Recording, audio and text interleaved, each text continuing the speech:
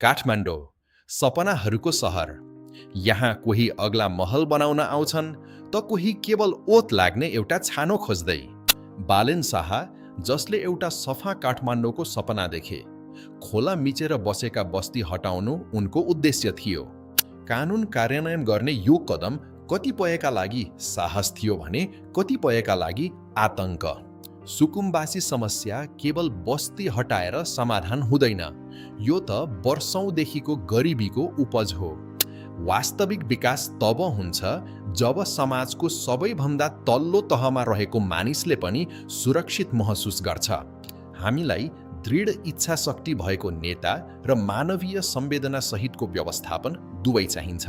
एउटा यस्तो काठमाडौँ जहाँ खोला पनि सफा होस् र गरिबको शिरमा छानो पनि सुरक्षित होस्।